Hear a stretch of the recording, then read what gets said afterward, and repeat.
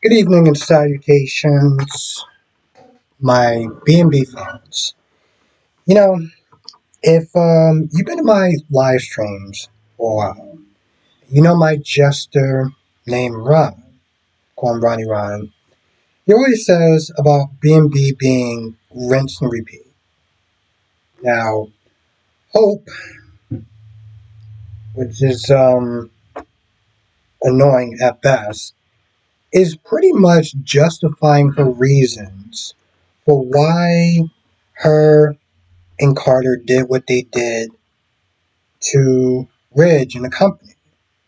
And Brooke is not just saying, well, what you did wasn't right, and this affected Ridge, this really hurt him. And now he's blaming you for his decisions. Smith is saying you got in his head and everything. And of course, he's like, I'm not going to sit there and let them vilify you. Now, when Stephanie comes in, Ridge has to sit there and fill her in on everything that Carter did, his betrayal and everything. And Smith is saying, hey, listen, her and Hope, him and Hope, they're hot and heavy. They're together. And she's like, I knew it. I knew there was a reason why he was acting the way he was acting. And she pretty much like, yeah, this is all Hope's fault. This is a pattern with her. She tried to do it with Finn. She did it with Thomas for years. And now she's done this to Carter. She barges in, Hope's house and is berating her, just saying, you ruined him. I hope you're happy. You had him give up his friendship, his family, his career, all to sit there and benefit you. You know what Hope said? Well, this wouldn't even happen if it wasn't for you. This is your fault. It's her fault that you. Okay, so it's because she fired you.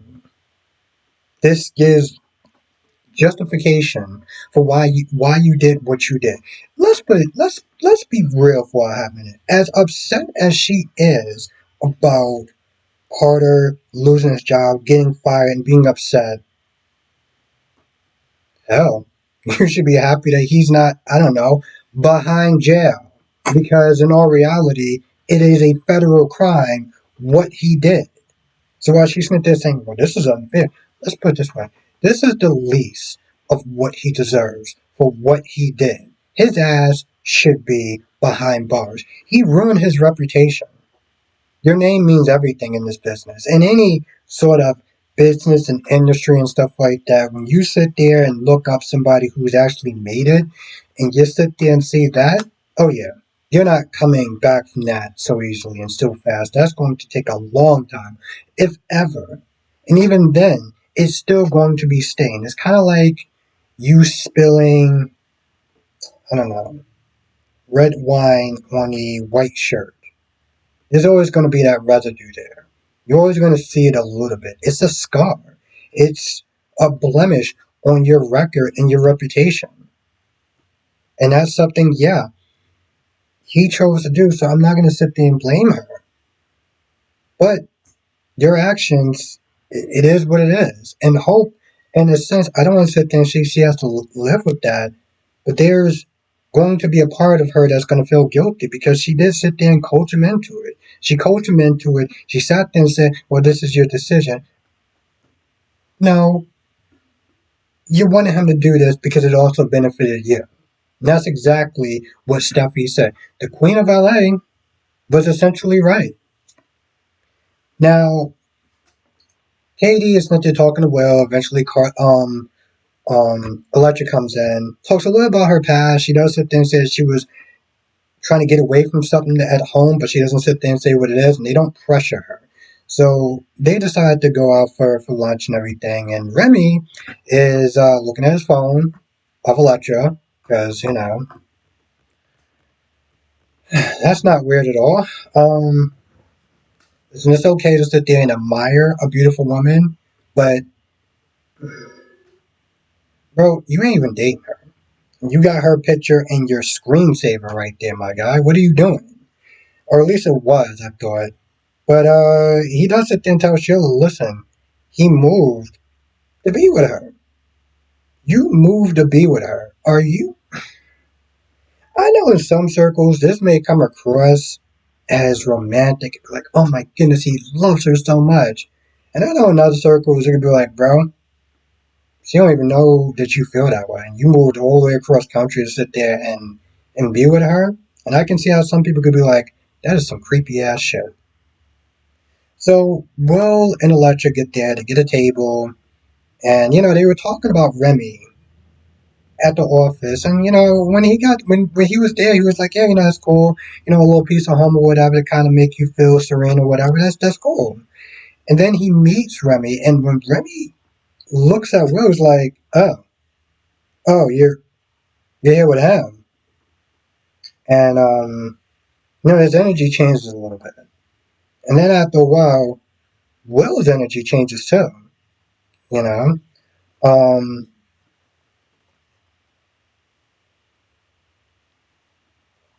they're talking for a little bit, and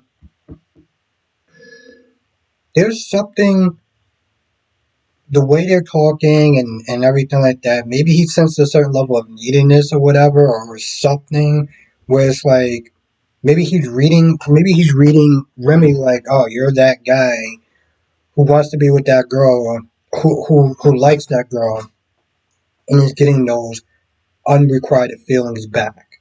Because the way that Will looks at Remy is like, yeah, there's something about you that I don't like, bro. I don't know if it's my spider sense or whatever, but you just kind of giving me that vibe, like you gonna be kind of a problem, you know?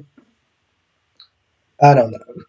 I think it's just the way he was sitting there talking to her and be like, oh, it's gonna be so good to see you and everything like that. Like, there's just a vibe that you get when you can tell when somebody likes somebody else and the way they talk and how they light up and the body language, and he read that shit right off rip. So, it's a very delicate and tricky way to sit there and play because they are friends. He is new in town. She feels a sense of comfort, but there's something about him. There's like, I don't know. There's something about you that I don't know. And they just started seeing each other. They just started seeing each other. So to come across as a bit jealous is going to be kind of a lot for Will. But he was there talking to Justin. He's like, "Yo, listen, I just want this shit to go away. So find a way to make it happen and make it happen fast." But yeah, what do you think? Do you think that there's any merit to what um stuff he was there saying when she was there reading Hope?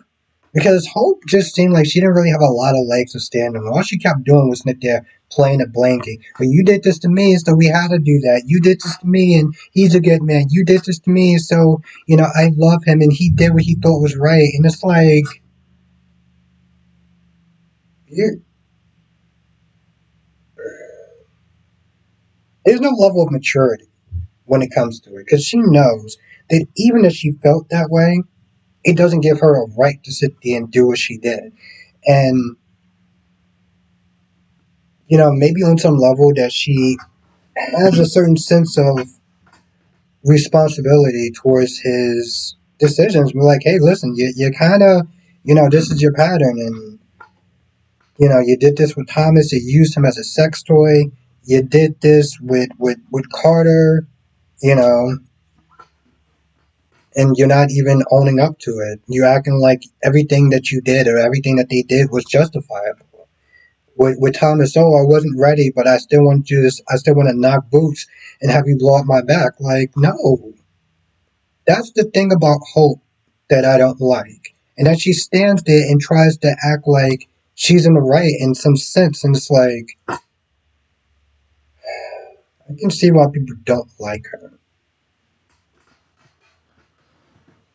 Anyway, if I missed anything, write it in the comment section below. I'll come to the live stream tonight, 8 p.m. Eastern, 5 p.m. Pacific. I will be sitting up there talking about all the shows: General Hospital, Days of Our Lives, Born and Beautiful, and Young and the Restless. I'll see you in the next video or live stream tonight.